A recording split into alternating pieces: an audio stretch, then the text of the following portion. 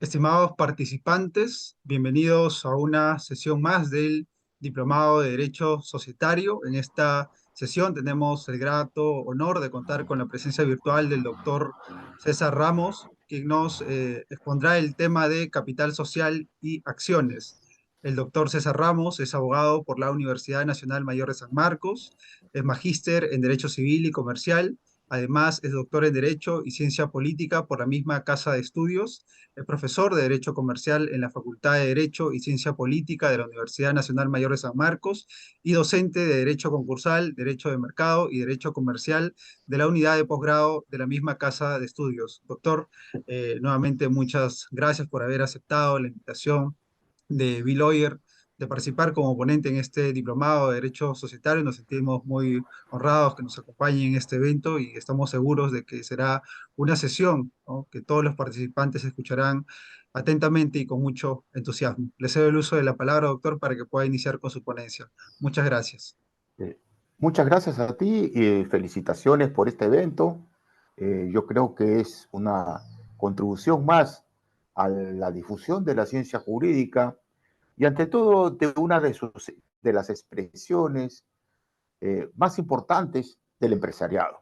El empresariado inicialmente comenzó su actividad mediante el ejercicio individual del comercio realizado por el medio de la habitualidad en este tipo de gestión, pero el desarrollo de esta actividad requiere, requiere pues lograr captar recursos para hacer emprendimientos de gran envergadura. ¿Y por qué emprendimientos de gran envergadura? Porque el primer emprendimiento más importante que tuvo es la construcción de naves, o sea, un conjunto de naves para el comercio, ante todo de la pimienta, de las especies, del oro y de los metales que se llevaban de nuestros países, eh, ante todo las metrópolis.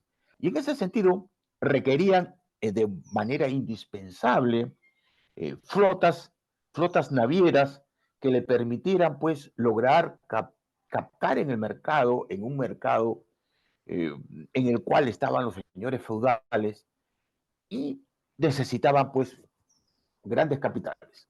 Pero reunir solamente de un grupo de comerciantes cuya responsabilidad puede ser, cuya responsabilidad puede ser ilimitada, pues no lograba captarlos.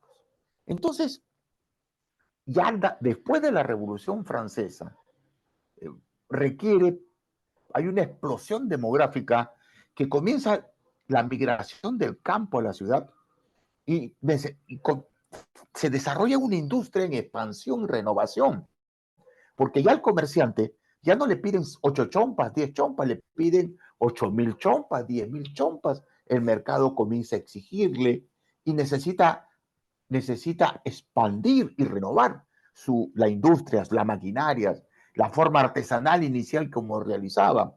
Para ello necesitaba creciente necesidad de capitales. Y tuvo que recurrir a esta institución jurídica que inicialmente en la Revolución Francesa lo desecharon por ser corporativo y feudal, lo tuvieron que utilizar para ser un instrumento de recolección del ahorro público. ¿Y cómo recolectaba el ahorro público? Porque el capital social de esta sociedad estaba dividido en acciones de un valor nominal reducido. Entonces yo con un sol, con 2 soles podía ser accionista. Con un sol, con 2 soles podía yo poder aportar a esta gran masa de recursos que requería el empresariado para comenzar a producir en masa, porque la demanda era eh, eh, rebasaba todo criterio que anteriormente tenía y tenía que renovar, o sea, invertir en, en innovaciones, en nuevas formas de investigar maquinarias, el poder desarrollar la máquina del vapor, los inventos, la aparición del el foco eléctrico, después del foco incandescente, digo, después construir hidroeléctricas y para eso el comerciante no tenía los fondos suficientes, para poder desarrollar esa actividad con capitales propios. Entonces, la sociedad anónima como colector del ahorro público permitió que el capital social dividido en acciones de valor nominal reducido pueda, pueda atraer grandes inversiones de inversionistas que tienen ahorros modestos, ¿no? Entonces, ¿cuáles son los incentivos básicos para el desarrollo de la sociedad anónima? Participación del socio en el reparto de los beneficios de la actividad empresarial, el primero y el más importante. Segundo, la limitación de las pérdidas a su aporte. Le dicen, señores, esta es una inversión de riesgo. ¿Qué es lo que puedes perder? Máximo de lo que puedes perder vas a hacer tu aporte. Entonces, limitación de las pérdidas a su aporte. No existe responsabilidad personal por deudas sociales. Y lo más atractivo es la posibilidad de desinvertir, de no sentirse atado diciendo yo me voy a quedar toda la vida acá. No, tiene la posibilidad de desinvertir porque ese derecho del socio pudo ser incorporado a un título, a un documento, a un título valor que se denomina acciones. Y estas acciones tienen vocación circulatoria. Sin atentar contra el patrimonio de la sociedad, yo puedo transferirlo. Inclusive se comenzaron a formar las bolsas de valores donde se transferían estos títulos, ¿no? Entonces, estas tres cosas, participación del socio en el reparto de los beneficios de la actividad empresarial, la limitación de las pérdidas a su aporte, la posibilidad de desinvertir transfiriendo los títulos valores que se denominan acciones. Entonces entramos pues al concepto de la sociedad anónima, que además de la sociedad como tal, que sería pues este, aquella, aquella institución que quienes lo constituyen convienen en aportar bienes para el desarrollo de una actividad común con la finalidad de repartir sus utilidades. La sociedad anónima es eso, pero además es una sociedad de capitales, que significa que hay responsabilidad limitada de sus socios. Y el capital social está representado por títulos, valores negociables, o sea que no hay permanencia, no hay cuestión de permanencia para hacer un emprendimiento que puede ser a largo plazo o no. Y hay una orientación a separar la propiedad de la administración, porque como se constituye con grandes proyectos, esto determina que requiere una administración cada vez más profesional. Y entramos al capital social. Y el capital social vamos a entenderlo como el valor en dinero de las aportaciones, porque va a ser el patrimonio inicial que tiene. Lo único que va a responder en la sociedad es con su patrimonio. Se aportan solo bienes dinerarios y no dinerarios, y este se consigna en el estatuto o el pacto social. ¿Por qué? Porque es generador de una serie de relaciones jurídicas posteriores. Entonces, características del capital social, un elemento establecido en el estatuto. Si es que voy a aumentar o voy a disminuir, tengo que modificar el estatuto. Es el patrimonio inicial de la sociedad, con ello se inicia, es lo primer aporte, su primer patrimonio neto. Además, en la medida que establece los beneficios o pérdidas. ¿Qué significa? Si yo he aportado al capital social más del 50%, mis utilidades que voy a yo participar en las utilidades va a ser en más del 50%. Voy a tener los votos más del 50%, o sea, controlo la sociedad. Y también, pues, en las pérdidas voy a tener que participar con mi aporte y en la medida proporcional en el que participo en las utilidades.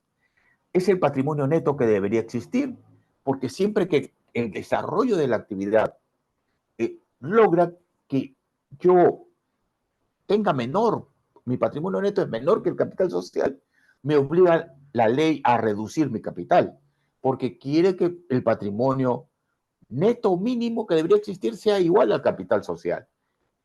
Y eso me va a permitir posteriormente tener mayores utilidades. Es la representación, o sea, se representa este capital en acciones nominativas, que después vamos a ver cuando veamos los títulos o valores, ¿por qué le decimos que son acciones nominativas?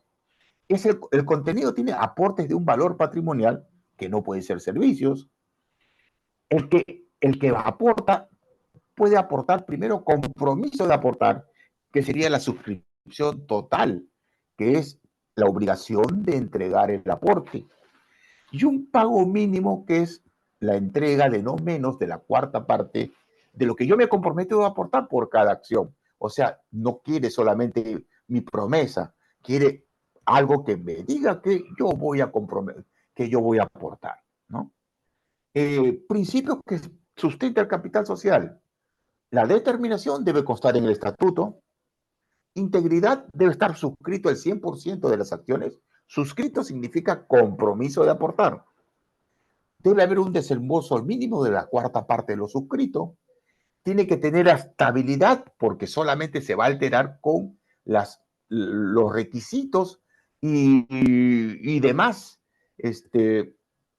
demás situaciones que requiere la modificación de estatutos. Y la realidad, el aporte debe tener un valor patrimonial. Los aportes, la naturaleza es un acto traslativo de dominio. El objeto pueden ser bienes dinerarios. Para ello tengo que dejar mi constancia de depósito. Pueden ser bienes muebles. La entrega tengo que hacerlo antes de la escritura de constitución. Los inmuebles, al otorgarse la escritura, prácticamente se entrega el bien inmueble con la sola obligación de hacer la entrega de la propiedad. También puedo aportar títulos valores si es que realmente el tercero si hay un tercero que está obligado a pagar, lo tengo que endosar, pero debo pagarlo si el obligado es el propio socio, si no, no se considera aporte. Y entramos a las acciones en la sociedad anónima. Por las acciones se logra reunir capitales por los aportes. La cantidad de acciones que tenga va a ser la medida de mi participación, o sea, como socio en la sociedad anónima, y representa indirectamente la situación de la sociedad. Imagínense que yo tenga acciones del Grupo Gloria, que normalmente cada acción tiene valor nominal un sol, pero veo en la bolsa de valores que está 7 soles, y al día siguiente 8. De repente 7 baja de nuevo, pero es mayor que el valor nominal. Entonces, tengo que decir que el Grupo Gloria está económicamente muy bien, ¿no? Si es que la acción vale menos que un sol, está mal esa empresa, ¿no? Eh, Salvo que tenga expectativa y el mercado le dé un valor mayor de lo que en ese momento vale, ¿no? Pero representa indirectamente la situación de la sociedad. Y vamos a darle el concepto de la acción tres características fundamentales. O sea, vamos a tener que la acción es un título valor que representa una parte alícuota del capital social y configura la condición de socio. Y comenzamos por la parte alícuota del capital social, porque lo que ha querido la actividad y la costumbre económica y la práctica económica o empresarial es captar ahorros modestos colocando acciones, ¿no? ¿Y cómo entonces voy a poner pues el esquema? Como es parte alícuota, vamos a ver la relación de capital social y la acción, artículo 82. Vamos a ver cómo el aporte ingresa a la sociedad y se va generando las acciones con la creación de las acciones y la emisión de las acciones. Vamos a ver que hay acciones que son emitidas, que son creadas pero no emitidas, las famosas acciones en cartera, y cómo se logra emitir las acciones, o sea, que alguien se comprometa a aportar, que alguien se comprometa a aportar. Eso significa que lo voy a colocar las acciones a la par, bajo la par, con prima. Y al final, vamos a terminar, como es el capital, la acción es parte alícuota del capital social, no puedo dividir la acción. Hay una indivisibilidad de la acción que vamos a ver teniendo como fuente el artículo 89. Y comenzamos la relación capital social y la acción. Si yo quiero colocar en una gran masa a una gran masa de un mercado de inversionistas las acciones de mi empresa para que ellos aporten con sus modestos aportes, ¿no? Aporten al capital social y pueda captar grandes cantidades de dinero. Tengo que dividirlo, pues, en partes proporcionales. Entonces, la acción representa partes alícuotas del capital social. Es la parte proporcional del capital social. Es la representación documental del aporte al fondo social. Acá está mi aporte. Y debe expresarse en dinero. Y si se expresa en dinero, debe haber igualdad del valor nominal. Todas las acciones tienen el mismo valor nominal. Normalmente es un sol, ¿no? Si algunas veces son 10 soles, entonces multiplico el valor nominal por el número de acciones y me tiene que dar igual al capital social, porque el capital social es parte alícuota, o sea, la acción es parte alícuota del capital social. Y ahí comienza a aparecer el principio de proporcionalidad y el principio de paridad de trato, ¿no? A mí me tienes que tratar de acuerdo a mi proporcionalidad que tengo en el capital social. Fases de generación, creación. Se crea, ¿cómo se crean las acciones? Por acto jurídico, el pacto social de constitución, o en todo caso, por una voluntad unilateral de la Junta de la sociedad mediante acuerdos de la Junta General. El pacto social es inicialmente, y los acuerdos de Junta General es cuando quiero aumentar el capital social. Entonces vamos a ver, esa es la creación, pero ¿cómo ese aporte va a entrar, va a ingresar al patrimonio de la sociedad mediante la emisión, que significa la suscripción, en el cual el inversionista o el accionista se compromete a pagar el 100% del valor de la acción. En ese caso se incorpora al activo social. Puede pagarlo o no pagarlo, porque si no paga, pone en la contabilidad de la empresa cuentas por cobrar accionistas, ¿no? Pero debe pagar, dice la ley. No me hagas muchas promesas. Prometes, pero nada. Pon efectivo por lo menos el 25% del valor nominal. Entonces, eso va a ser el capital pagado y el capital suscrito. El capital suscrito debe ser asumido el 100% y el capital pagado por lo menos el 25%. El 25%. Acciones en cartera. Son las creadas pero no suscritas. O sea, simplemente yo puedo crearlas y tenerlos yo guardados para que cuando necesite de repente faltó algo para concluir mi proyecto de inversión, mi plan de negocios. Entonces, lo que voy a hacer es crearlas, pero todavía no busco quién sea el accionista, porque tampoco es bueno tener exceso de acciones, ¿no? De exceso de capital social. Tengo que tener la cantidad justa que permita que el patrimonio neto supere al capital social y poder retribuir a los accionistas su aporte. Entonces, estas acciones en cartera no se incorpora al capital social ni al activo ni al activo social ni a la cuenta capital. No puede representar más del 20%, nos dice la ley, ¿no? De las acciones emitidas, y la posterior colocación se hará respetando el derecho de suscripción preferente de los antiguos accionistas según el principio de proporcionalidad.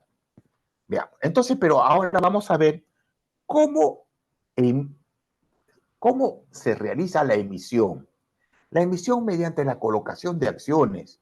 Entonces hay un principio general que debe haber, cuando yo aporto, debe haber una equivalencia del valor nominal y el valor de la aportación.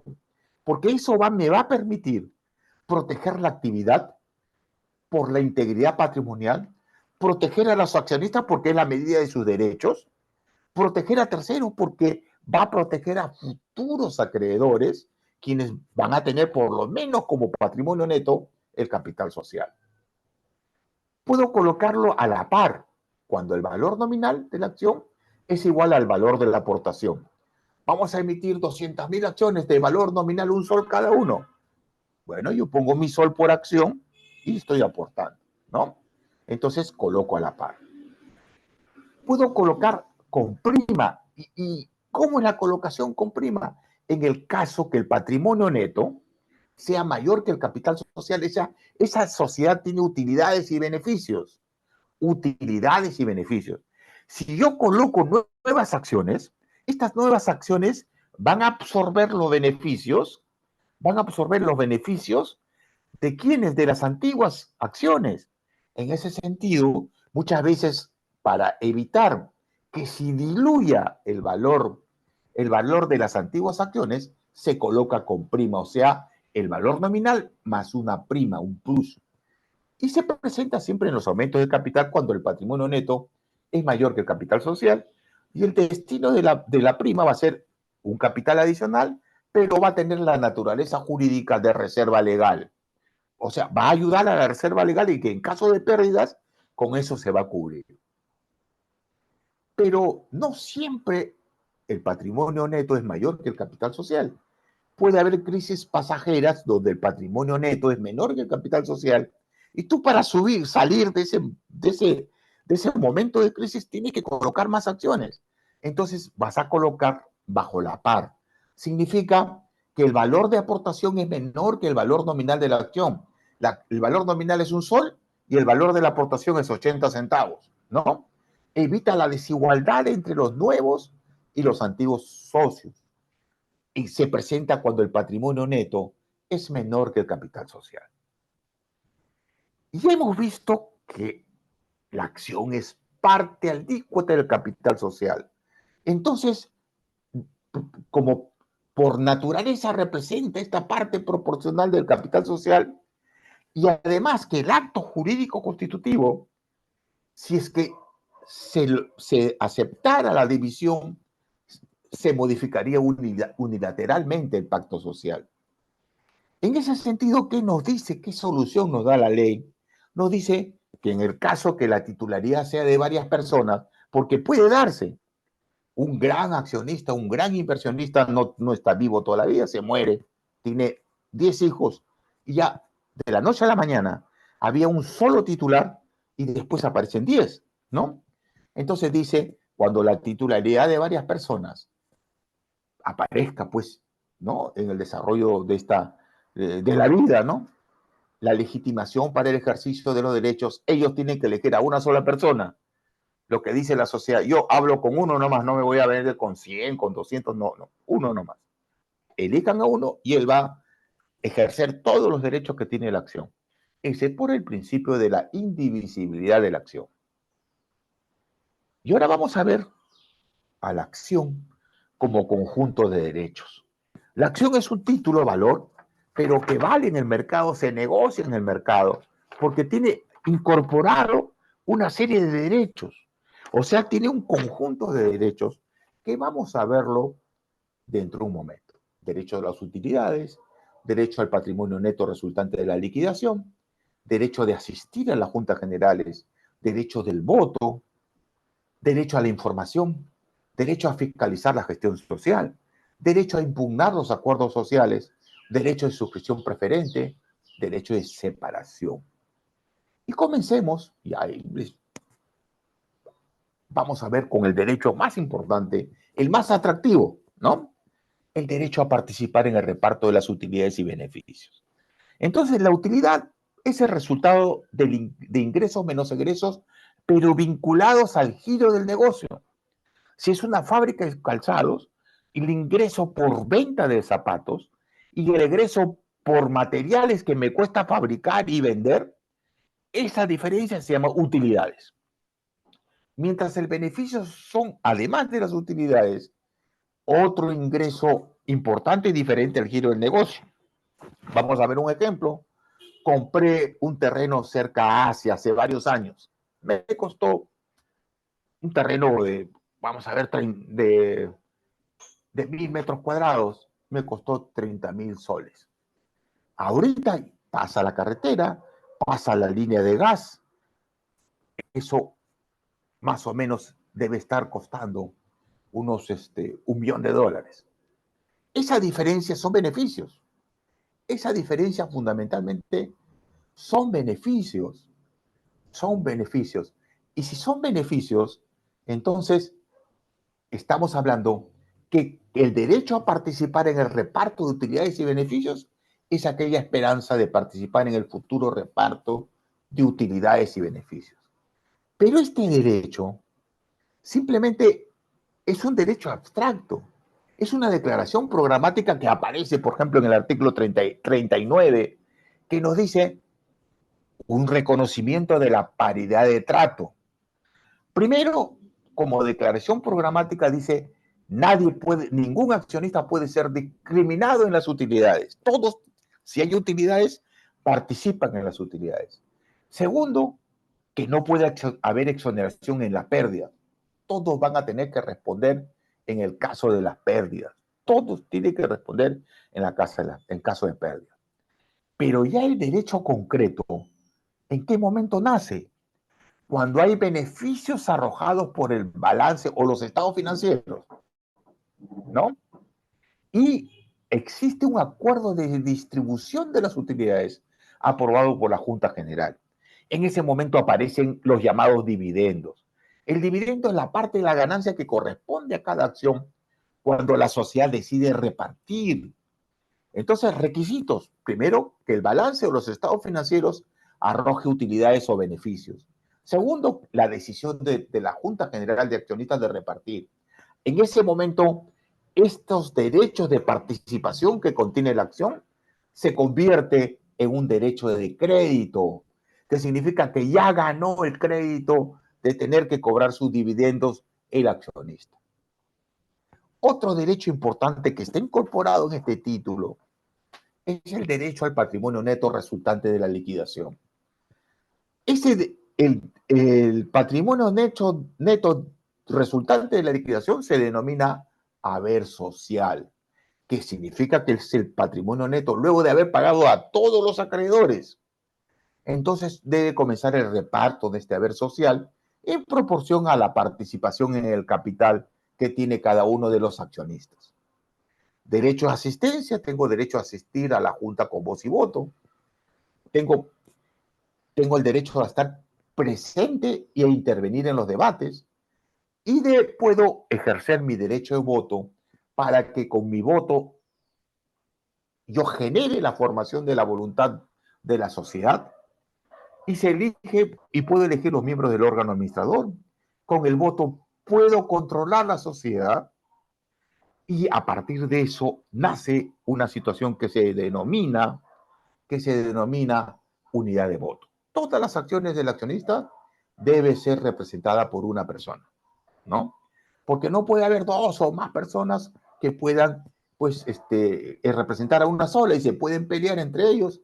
No puede haber esta situación de eh, Vidaurre contra Vidaurre, que era el presidente de la Corte Suprema cuando comenzó la República, y cuando presenta algún proyecto de ley que se contradice con otro proyecto, nace pues el principio de Vidaurre contra Vidaurre.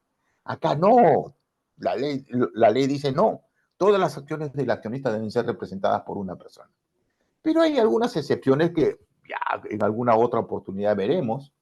En el caso, por ejemplo, que un banco tenga en fideicomiso acciones de distintas personas, entonces no puede haber, pues, el representar por una sola persona cuando hay intereses distintos, eh, porque está representando a distintas personas, no a distintas, sino al mismo, a un patrimonio autónomo, que si bien es cierto, el banco es el titular, pero tiene otras finalidades determinadas, ¿no? Y otros intereses determinados.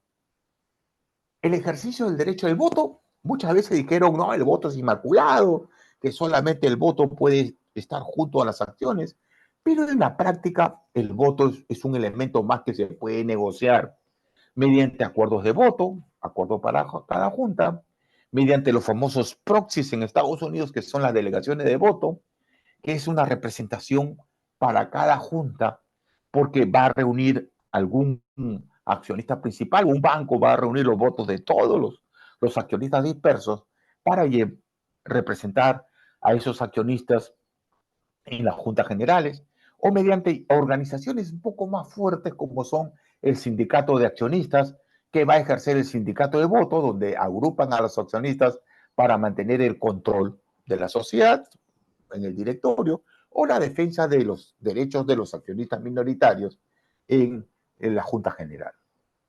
Derecho de la información. Derecho a la información, originalmente, centralmente en la Ley General de Sociedades, se ejerce con motivo de la realización de la Junta General, el artículo 130. A partir de ese momento, al momento de la convocatoria de la Junta hasta su celebración, tengo el derecho de pedir información respecto a los puntos de la agenda.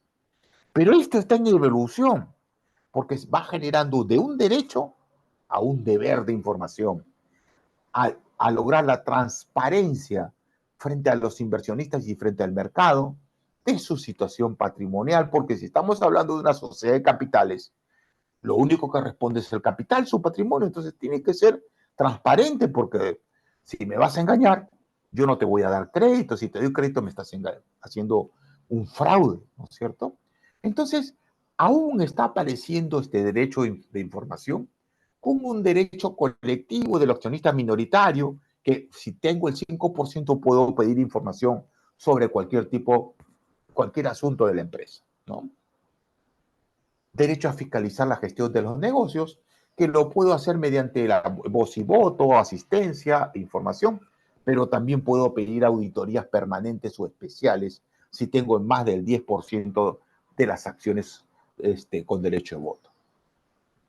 Tengo derecho a impugnar los acuerdos societarios, porque si el acuerdo está contra la ley, contra el estatuto y el interés social, puedo impugnar estos acuerdos societarios para que el juez declare la nulidad, protegiendo así los intereses de la minoría frente al abuso de la mayoría.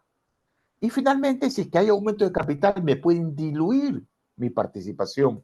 Y la forma de mantener mi participación en forma proporcional en el capital social, pues voy a también poder ejercer el derecho de suscripción preferente en el caso de en aumento de capital por para emisión de nuevas acciones, mediante el ejercicio del derecho de suscripción preferente. Entonces, yo puedo adquirir las nuevas acciones de acuerdo al principio de proporcionalidad que tengo del capital social. O en todo caso, este derecho lo incorporo a un título de valor y lo puedo negociar para compensar la disminución del valor de las acciones por emisión de nuevas. Este valor patrimonial también es incorporable a un título de valor, que se denomina certificado de suscripción preferente. Y al final me tengo que separar. ¿Por qué voy a estar unido a alguien que no quiero? ¿No? Entonces, hay elementos esenciales que me mantienen unidos y busca la tutela del socio frente a la mayoría cuando modifican aspectos fundamentales del estatuto. El objeto social. Vamos a dedicarnos a la fabricación de buses y grupos electrógenos, etcétera. Y después dicen, no, vamos a cambiar de objeto social, vamos a fabricar yogur. Yo he puesto mi plata porque tú cuando me presentaste tu plan de negocios, me dijiste que vas a construir o vas a colocar buses movilizados por gas natural, grupos electrógenos, pero no, pues yogur, pero yo no estoy interesado en ese negocio. Me voy. Cambias domicilio en el extranjero, ¿a dónde te vas? A Venezuela. No, pues yo, si ese es el país riesgo, yo soy inversionista, no invierto en ese país, me salgo. O me limitas la transmisibilidad de mis acciones. Yo quiero desinvertir libremente en el momento que necesito que tenga liquidez mi inversión. Entonces me vas a limitar la transmisibilidad, me voy. O te vas a fusionar, o te vas a escindir, o vas a hacer algún acto que establezca reorganización de la sociedad, me voy. Permite al socio retirarse con el reembolso del valor de sus acciones. Y finalmente, veamos la acción como título valor. En ese sentido, veamos el esquema. La acción como título valor, hemos dicho que permite desinvertir. ¿Dónde lo transmito? ¿Sabes qué? Acá está. Te vendo mis acciones y ya está, recupero la inversión y otro es el accionista, ¿no? Pero como título nominativo no solamente tengo que endosárselo, ¿no? Sino tengo que comunicar a la sociedad que lo he transferido, que yo ya no quiero ser accionista, sino otro me lo ha comprado. Y la sociedad tiene que inscribirlo en la matrícula de acciones. Y para ello tengo que comunicar a la sociedad que he transferido. Pero en la matrícula de acciones también se inscriben no solamente las transferencias, sino los embargos, los usufructos, etcétera, etcétera, que va a ir respecto a la acción. o algún tipo de pacto societario que limite la transmisibilidad de las acciones. Y también, si es que va a embargar, el juez tiene que comunicar a la sociedad para que inscriba pues ese gravamen en la matrícula de acciones, ¿no? Las acciones pueden estar en certificado de acciones o anotaciones en cuenta. Anotaciones en cuenta cuando están en la bolsa de valores y simplemente se transfiere, así como el dinero. Yo tengo el dinero, ¿sabes qué? Te debo cuántos mil, acá está mil, toma mil. Pero digo, ¿sabes qué? Vives muy lejos, dame el número de tu cuenta y te voy a transferir los mil. Igual la transferencia se puede hacer de cuenta a cuenta, ¿no?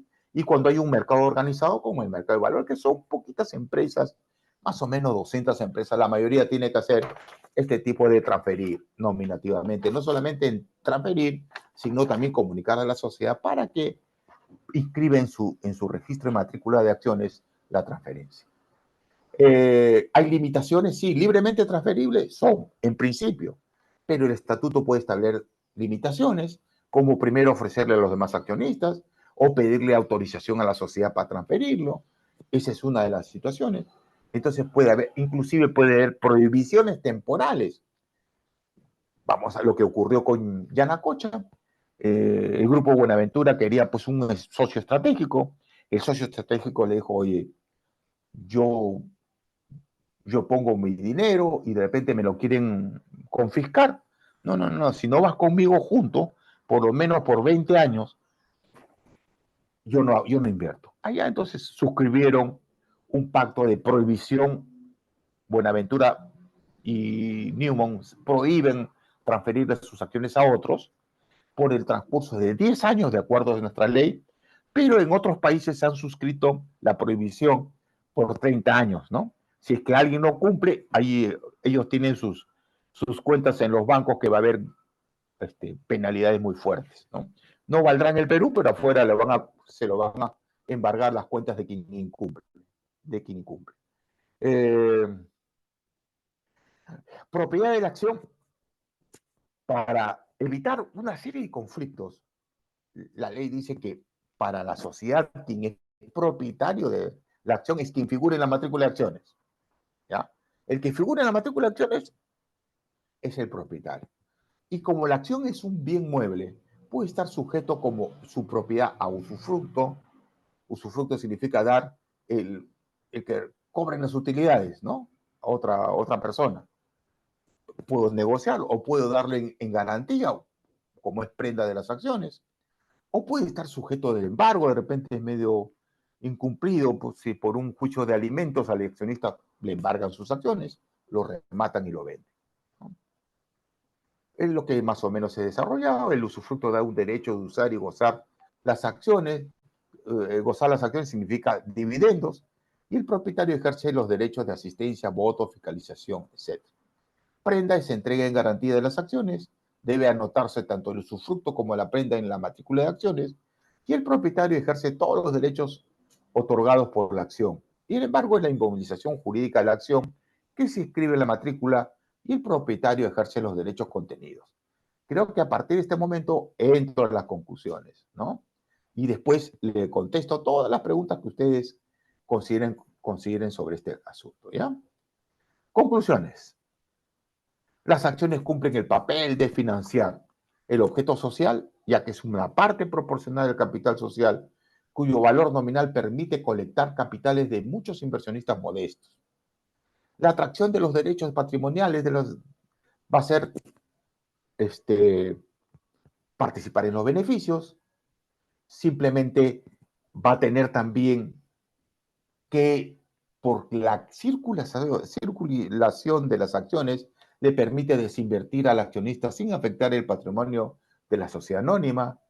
Cuando se colocan las acciones para aumentar el capital, puede realizarlo a la par, pero en este caso puede generar algunos problemas.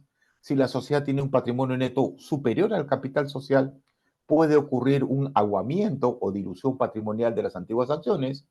Si las acciones tienen un patrimonio neto inferior al capital social, el valor de las nuevas acciones cubrirán las pérdidas de las antiguas, cosa que sería algo injusto. Entonces la solución para el primer caso es colocarlo con prima y para el segundo caso colocarlo bajo la par.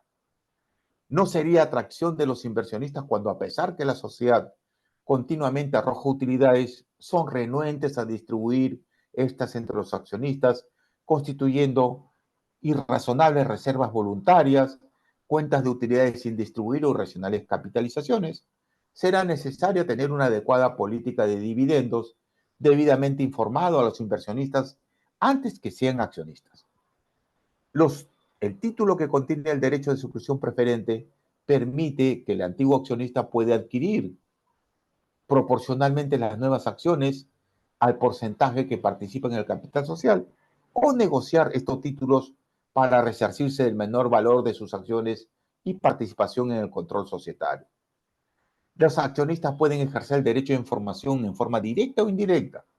En forma directa, si la fuente contiene datos organizados que puedan ser calificados como información, como por ejemplo los estados financieros, o en forma indirecta, auditorías especiales, si la fuente contiene datos que requieren ser ordenados para que tenga cualidades de información, como por ejemplo en los libros contables, ¿no? Y ya estamos terminando, sí, la última, doctores, ¿ya? No se me canse. El derecho de información debe ser reconocido no solamente como un derecho colectivo, sino como un derecho individual de cada accionista, que basta tener una acción para ejercer dicho derecho. Yo creo que ahí me quedé muy corto. Debería ser una obligación de la sociedad ser transparente. Si es una sociedad de capitales, debe poner su patrimonio a disposición de todos los inversionistas, hasta de los proveedores y sus clientes. El derecho de información no solamente sirve para toma de decisiones, sino también para determinar el valor real del bien mueble que se denomina acciones para su eficiente negociación. Y con ello he concluido, doctores, y estoy para lo que ustedes consideren, las preguntas que ustedes consideren convenientes. Voy a Doctor, salir de... muchas hay un gracias. ratito, doctor. Voy a Ajá. salir. Un segundito. Ya. No puedo salir, a ver si usted... De invitable. A ver, un ratito, doctores, ¿ya? ¿Salí? Sí, ¿no? Sí, sí, perfecto. Ya, doctor. Estoy Muchas a su gracias disposición. por la ponencia, doctor. Si alguno de los participantes tiene alguna pregunta, alguna interrogante, puede alzar su manito y se le cederá el uso de la palabra o en todo caso puede dejarlo en la bandeja.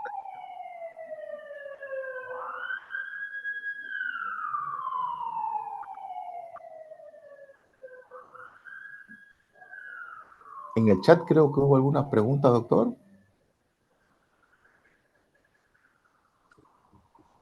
Buenas tardes, doctor. Felicidades por su ponencia. Soy Nayeli Matos.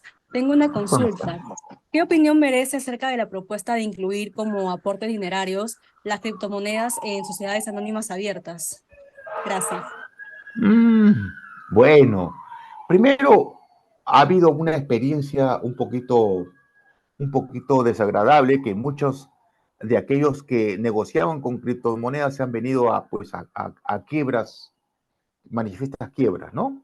Entonces, si es que el mercado lo acepta, cosa que aún en nuestra legislación no se acepta como tal, porque no sabes tú qué valor patrimonial tiene, no tiene un respaldo determinado. Entonces, conforme vayan aceptando, porque en el fondo las criptomonedas parece el dólar, ¿no? El dólar a veces no tiene el dólar no tiene respaldo en oro o en otra moneda dura, sino se basa en el valor que tiene en el mercado, ¿no? Y una especie de ese valor quiere entrar las criptomonedas, situación que no es aceptado por muchos sectores, ¿no? Primero, la Superintendencia de Banca y Seguros está persiguiendo como si fuese un fraude al inversionista y haciendo o lavado de activos. No hay control si es que puede haber lavado de activos o no sobre ese tipo de valores. Pero que es un valor que en algunos sectores ha calado, es cierto. De repente se puede reconocer en algunos años, es cierto también, ¿no? No sé, doctora, si es que he satisfecho sus... sus expectativas. Sí, doctor, muchísimas gracias por la aclaración. Listo, doctora. Gracias a usted por la pregunta. Hay una pregunta en la bandeja de chat, doctor, se la leo, de Henry Aldana. Por Dice, favor, por ¿se favor. puede dar la figura de alquilar las acciones? ¿Qué implicancia podría tener? ¿O sería el usufructo? Ajá. Las acciones, si lo puedes dar en usufructo, ¿por qué no? ¿No? Puede estar sujeto a todo tipo de acto jurídico. Tú lo puedes decir, pero en el fondo ese papel cumple el usufructo. Tú se lo alquilas ¿para qué? Para que él pueda usar. En este caso, el usufructo va más allá. No solamente lo puedes usar, sino también puedes disfrutar de lo que te está dando esa, esas acciones, o sea, el cobro de los dividendos, ¿no? El cobro de los dividendos. De repente el alquiler indica solamente para que use los dividendos, pero después le devuelves, ¿qué le vas a devolver? Dividendos más el documento, el título que son las acciones. Eso sería el alquiler, porque te permite solo usar, pero no disfrutar. En cambio, el usufructo te permite el uso y disfrute de las acciones. No sé si le he podido responder las inquietudes que me parecen muy interesantes las preguntas. Muchas gracias, doctor. Hay una otra interrogante de Nayeli Brigitte. ¿Podría explicar un poco más la diferencia entre derecho de adquisición y suscripción preferente? Bueno, el derecho de adquisición es el derecho que tiene algunos accionistas de adquirir acciones ya creadas, ¿ya? En cambio, el derecho de suscripción es cuando la acción está invicta, no es de nadie, no es de nadie. Yo pongo la primera inversión, yo soy el primer accionista que voy a entrar como titular de esas nuevas acciones. En cambio, las otras ya son acciones usadas, han pasado por 500, 1000, 200,000 manos. Y lo voy a adquirir ¿dónde? En el mercado secundario. Mientras, en la suscripción preferente lo adquiero en un mercado primario si es que lo hace en el mercado, en una bolsa de valores, ¿sí? No sé si están conformes con la respuesta o alguna respuesta que quieran hacerlo. Sí, doctor, muchas gracias. Francisco pregunta, ¿qué hacer cuando un gerente, a su vez directora y accionista que es revocada, no entrega libros societarios? Es que la relación son distintos ser accionista o que ser gerente. El gerente tiene la obligación de entregar los libros y si no, por apropiación ilícita y otros actos, puede realizarlo. Muchas veces existen una mala práctica que dicen se me perdieron los libros y presentan una denuncia policial diciendo que se le ha perdido, le han robado, etcétera, etcétera. Es una práctica que si tú puedes demostrar que es fraudulento, que ellos se lo han llevado los libros, puedes denunciar por apropiación ilícita y cualquier otro tipo de actividades penales, ¿sí?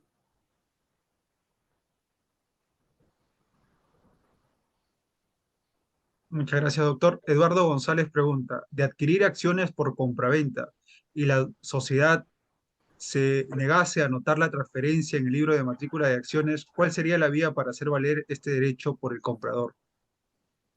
Ya. Mire, la sociedad lo único que tiene que hacer es, su obligación es inscribirla. Si no, puedes ejercer tu derecho de cumplimiento de esa obligación. Y en el caso que por algún motivo no lo haga, está sujeto a daños y perjuicios, ¿no? Una indemnización de daños y perjuicios. O la ejecución forzada, y en todo caso, si es que comienza a ser imposible por algún motivo, de repente lo quiebran a propósito, ¿no? Y ya no te interesa, pues ya que lo inscriban, le puedes pedir daños y perjuicios por el daño que ha ocasionado a tu patrimonio y lucro cesante, o sea, daño emergente y lucro cesante.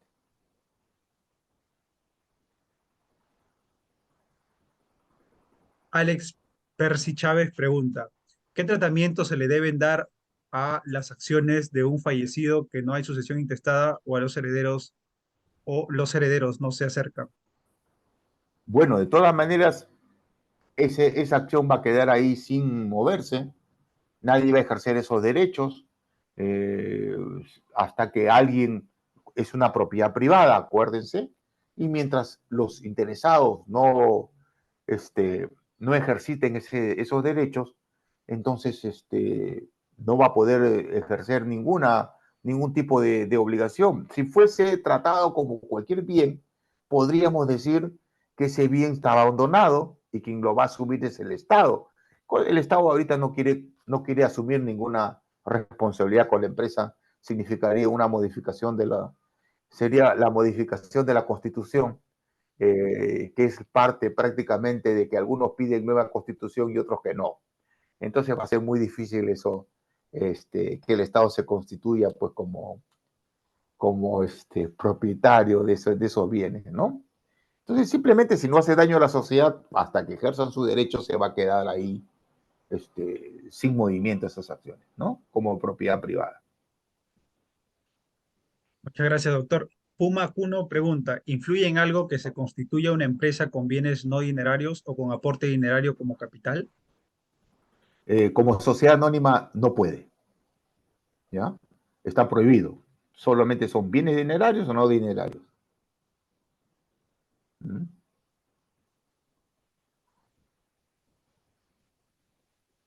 Me está preguntando otra cosa. Dice si constituye una empresa con bienes no dinerarios o con aporte. ¿Qué diferencia hay? Bueno, el aporte de capital es un aporte efectivo que yo puedo usarlo. En cambio, los bienes no dinerarios, si es que no me dan liquidez, me van a dar posibilidad de repente aportan con una máquina que necesito para la fábrica, u otras formas que de repente puedo convertirlo rápidamente en liquidez, porque produce zapatos, ¿no? Son remalladoras y otras cosas, me hace producir zapatos y cuando lo vendo me va a dar liquidez.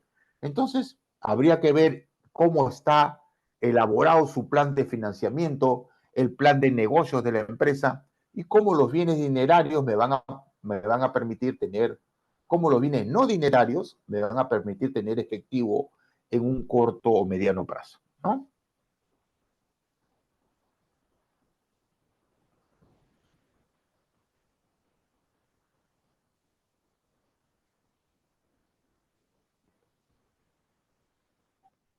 ¿Alguna pregunta, doctor?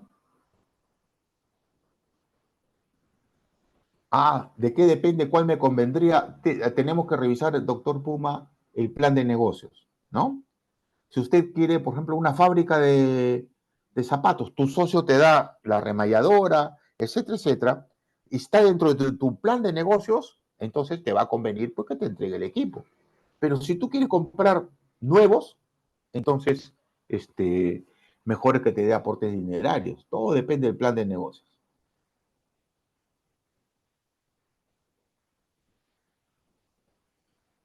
Última pregunta, creo que hay una sociedad anónima cerrada, simplificada, si genera responsabilidades personales para las deudas tributarias y laborales a los accionistas. Todo depende si ha existido buena fe o mala fe. En principio, una sociedad anónima no genera responsabilidades personales para los accionistas. En las deudas tributarias puede haber responsabilidad solidaria de los directores o el gerente, que de repente en la sesión de directorio ponen en actas, no vamos a pagar este año tributos. Y cuando va a la administración tributaria descubre esa acta y le va a ser responsable solidario a los directores, ¿no? Pero en sí, la responsabilidad siempre va a ser limitada a sus aportes de las sociedades anónimas cerradas.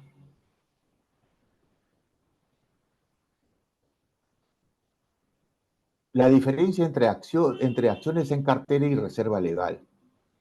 Las acciones en cartera son acciones que no tienen titular, ¿ya? Lo tienes guardado ahí para sacarlo cuando necesitas fondos. Cuando necesitas mayor fondo, de repente tú, mediante un aumento de capital, construyes otro hotel. Pero te faltaron ahí para, por ejemplo, ponerle las lunas, etcétera, etcétera, terminarlo.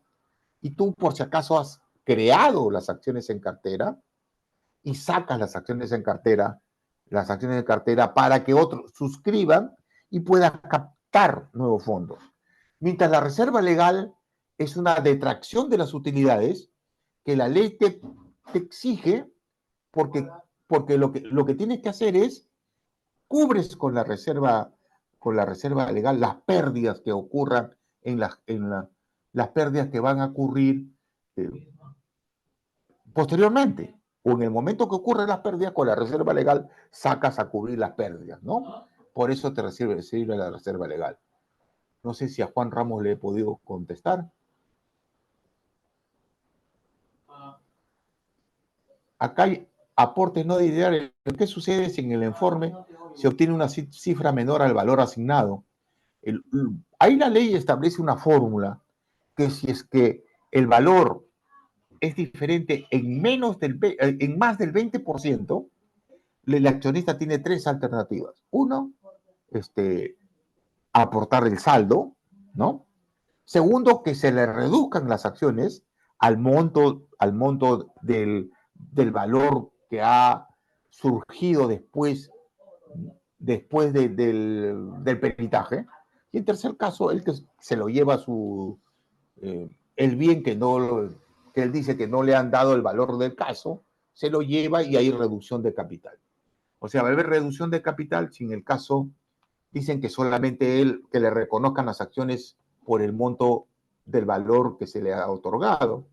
O en todo caso, si es que él retira y se lleva su maquinaria y ya se le excluye como accionista, se le separa de la sociedad, o en todo caso, él va a aportar la diferencia. ¿Sí?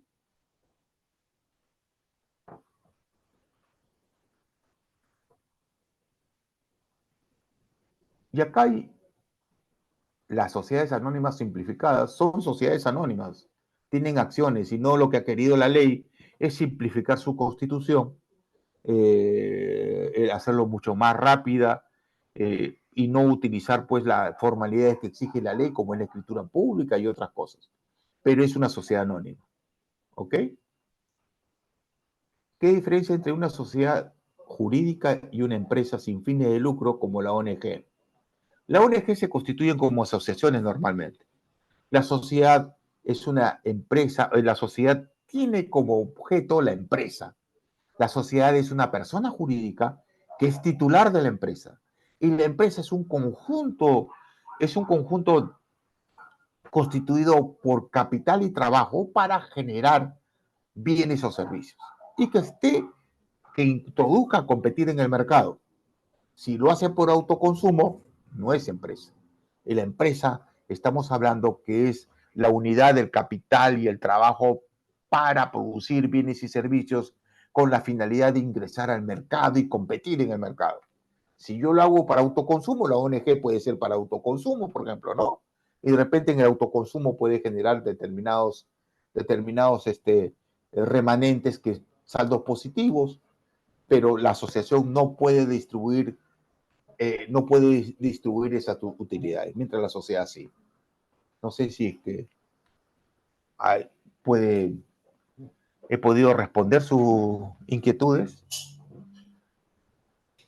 Perfecto, doctor. ¿Alguna pregunta especial?